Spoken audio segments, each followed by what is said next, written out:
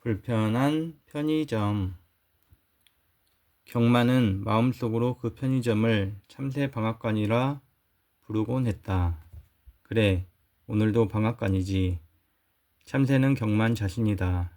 그가 어릴 적 참새우 하루라는 히트곡이 있었다.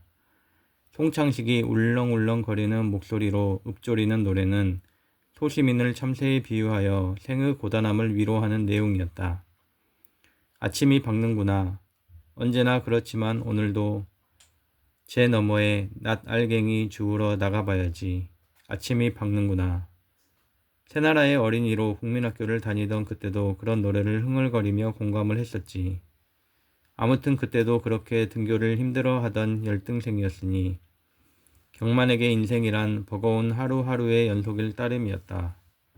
혼술에 낭만이 있다느니 대세라느니 하여간 여러 가지로 혼술이 화제의 단어가 되어갈 무렵 경만에게 그것은 퇴근길 편의점 야외 테이블에 앉아 찬바람 맞아가며 들이켜는 소주 한 병의 다름 아니었다. 낭만은 제길. 눈총이나 받지 않으면 다행인 것이 그의 혼술이다. 언제부터 그 편의점 야외 테이블이 그의 단골 혼술처가 됐는지는 그 역시 정확히 기억하지 못한다.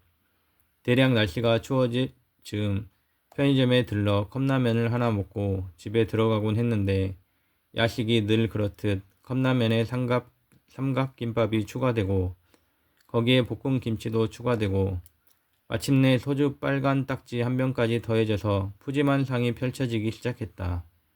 이후로 경마는 방앗간을 그냥 지나치지 못하는 참새가 되어 매일 자정 전후 5,000원어치 술과 안주로 속을 덮이게 되었다. 뜨거운 국물이 시원하듯 차가운 소주는 따뜻했고 편의점에 세팅된 수많은 컵라면과 삼각김밥은 매일 새로운 조합을 만들 수 있기에 결코 지겹지 않았다. 오늘 밤은 참참참이다. 지난 몇 개월간 선택해온 경만의 최적의 조합이 바로 이것이었다. 참깨라면과 참치김밥의 참이슬. 이것이 경만의 일 선발이자 절대 후회하지 않을 하루의 마감이고 빈자의 혼술상 최고 가성비가 아닐 수 없었다. 그런데 오늘은 카운터에 낯선 사내가 서 있다. 큰 덩치에 위압감을 주는 눈빛이 이제는 호빵맨 아저씨와 확실히 다르다. 경마는 겸연쩍하며 카운터에 참이슬과 참깨라면, 참치김밥을 내려놓았고 사내는 매우 느긋한 동작으로 바코드 리더기를 옮겨 계산을 진행했다. 5,200원이요. 띄엄띄엄 무뚝뚝한 말투 역시 부담스럽다. 경마는 서둘러 계산을 마치고 카운터 옆에 있는 나무 젓가락을 챙겨 야외 테이블로 향했다. 음식을 테이블에 내려놓고 가방에서 늘 챙겨 다니는 종이컵 소주잔을 꺼냈다. 이제 라면만 익히면 된다. 그는 참깨라면 뚜껑을 열면서 힐끗 안을 살폈다. 아뿔싸. 카운터에 선 곰 같은 사내와 눈이 마주쳤다. 서둘러 시선을 피하며 스프를 뜯었다. 다시 편의점에 들어가 물을 받으면서 경마는 지난주까지 일하던 호빵맨 아저씨에 대해 생각했다. 명퇴 후 편의점 야간 알바를 하는 것처럼 보이던 아저씨는 동그란 얼굴과 시원한 민머리가 돋보였기에 속으로 호빵맨이라 불렀다. 호빵맨 아저씨는 그에게 무척이나 친절했는데 컵라면을 구입하면 알아서 나무 젓가락도 챙겨주고 맛있게 드시라는 인사도 건네곤 했다. 간혹 유통기한 살짝 지난 건데 괜찮으면 드시라고 햄 샌드위치를 건네던 아저씨의 따뜻한 눈빛도 떠올랐다. 그야말로 생활 전선에서 힘들게 복무 중인 전우로서의 동병상련을 말없이 나누던 순간이었다. 그렇다면 호빵맨 아저씨 대신 이 한산한 편의점의 밤을 장악한 저 사내는 누구인가? 라면이 있기를 기다리며 경마는 추리했다. 무뚝뚝한 태도와 서비스업에 익숙하지 않은 모습, 거만한 듯 졸릴 듯 알 수 없는 눈빛으로 술 마시는 경만을 경계하듯 살피는 것까지 영락 없는 사장의 풍모였다. 경만의 하루를 지옥으로 세팅하는 회사의 대표와 별 다를 바 없는 편의점의 사장이다. 옳거니 저 산에는 편의점이 장사가 안 되자 호빵맨 아저씨를 자른 것이다. 그런데 딱히 대안도 없어 며칠 동네 할머니라도 고용해 봤는데 그것도 영 도움이 안 됐는지 자신이 직접 나선 것이다. 어쩌면 호빵맨 아저씨의 근무 기간이 1년이 다 되어가니 자른 걸지도 모른다. 1년이 지나면 퇴직금을 줘야 하니까. 경만의 회사 비정규직 직원이 아무리 일을 잘해도 11개월쯤에 잘리는 것과 같은 이치다. 곰 같은 사내가 편의점 사장으로 보이기 시작하자 술맛이 달아올랐다. 은근 매콤한 참깨라면을 후후 불어 삼키곤 다시 소주를 따라 비웠다. 단군 일의 경기는 단 한 번도 나아진 적이 없고 회사는 언제나 힘들다. 대표는 경영난을 들어 추석 상여금이 불가하다 통보한 뒤 차를 바꿨다. 도로에서 옆에 나타나면 절로 피하게 되는 고가의 외제차였다. 4년째 동결인 그의 연봉은 협상 테이블에 오르기는커녕 놀림감으로 후배들의 입결에 오를 뿐이고 언제 그만둬도 이상하지 않은 대접임에도 퇴사할 수 없는 사정인 그에게 대표는 지옥의 두목으로 보일 뿐이었다. 집에 간다고 지옥에서 로그아웃 할 수 있는 것도 아니었다. 내년이면 중학교에 들어갈 쌍둥이들은 이만저만 돈이 들어가는 게 아니었고 아내 역시 부업을 하며 살림을 꾸리느라 경만에게 신경을 쓸 여유가 없었다. 가정에서 느낄 수 있는 따뜻함과 안정감, 내 편이란 동질감은 사라진 지 오래였고 퇴근 후 집에서 먹던 야식에 소주는 퇴출된 지 오래다. 아이들에게 안 좋다는 이유로 아내는 집안에 술을 못 들이게 했다. 유일한 취미인 프로야구 하이라이트 시청도 채널권을 빼앗겨 불가능하다. 과로를 하느라 가정에 충실하지 못하고 그렇다고 돈도 많이 못 벌어다줘 대접도 받지 못하는 상황이 반복되자 아내도 지치고 경만 역시 가족에게 잘해주지 못했다. 그렇게 아내에게는 존재감 없는 남편으로 쌍둥이에게는 재미없는 아빠로 어떠한 반전도 주지 못한 채 늙어갈 판이었다. 아니다. 회사에서 잘리고 재취업이 힘들어지면 그 자리마저도 위협받을 것이고 그것이 반전 혹은 새드 엔딩으로 마무리되는 그의 인생이 아닐까? 어디서부터 잘못된 것일까? 성실하게 살아온 44 인생이었다.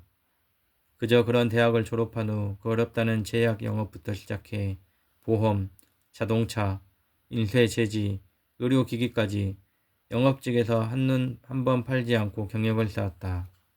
애초에 흙수저였고 제주도 별 볼 일 없는 걸 알기에 성실함과 친절함을 무기로 싸워나갔다. 거래처에서 만난 4살 어린 아내와 결혼하고 쌍둥이를 낳았을 때는 흙수저의 수저질도 아름다울 수 있구나 생각했다. 금수저를 쥐고 태어난 놈들보다 값진 인생이라 자부하던 시절도 있었다는 말이다. 시간은 그 차이를 알려주었다. 스타트 라인부터 앞선 놈들은 해가 거듭할수록 여유가 생겼고 능력과 돈을 축적할 수 있었다. 반면 이제 경마는 탄약이 고갈되어 곧 맨몸으로 돌진해야 하는 참무 속 병사가 된 심정이었다.